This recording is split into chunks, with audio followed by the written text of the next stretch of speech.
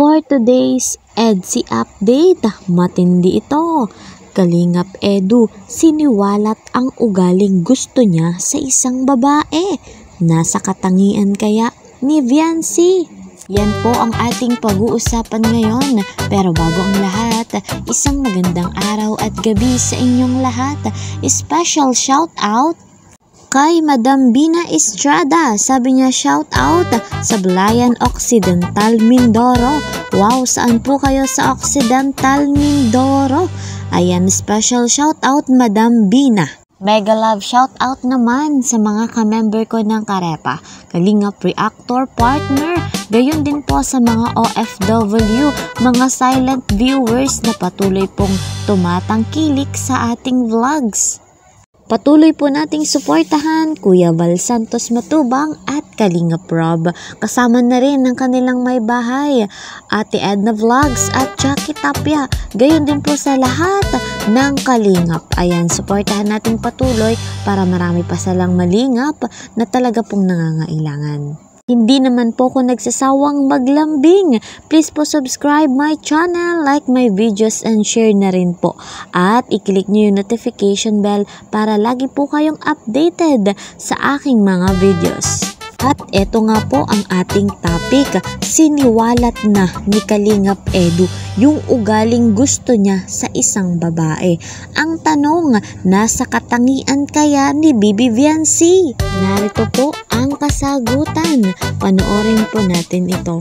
Ano nga po yun? Virtual ano po ba yun? Magaling kami intindi guys. Magaling kami intindi. Ayan guys, ang sabi ni Kalingap Edu, madaling umintindi. Yun nga daw po yung katangian na gusto niya sa isang babae. Ang tanong, nasa katangian nga ba ni Bibi Viancy? Sa inyo pong palagay mga Kalingap? Yung pagkakataon nga pong yan ay nasa pagupitan si Papa Eds, nagpapagawa po.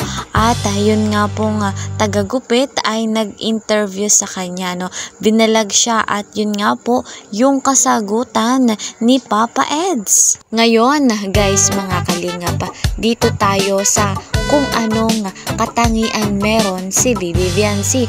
Alam natin na mabuting bata, mabait na bata si Bibi Viancy, mapagmahal sa kanyang mga magulang at mga kapatid.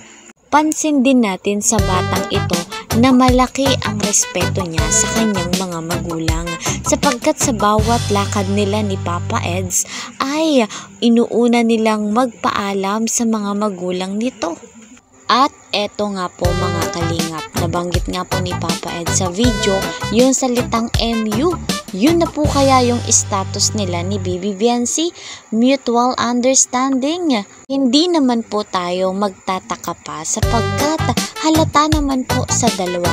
Halata kay Papa Eds, halata kay Viancy na gusto nila yung isa't isa.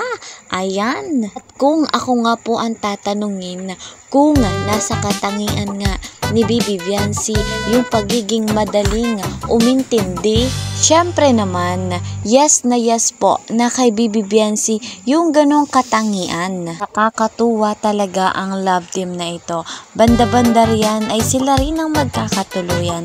Syempre dahan-dahan lamang si Papa Eds. Napakabata pa ni Bibi Viancy at hindi naman sila nagmamadali. Ang isa pang kagandahan po dito, napaka-supportive ng magulang ni Bibi Viancy. Talagang naandyan sila para umalalay sa love team na EDSI. Ayan po guys mga Kalingap, hanggang dito na lamang po muna ang ating update patungkol sa love team na EDSI.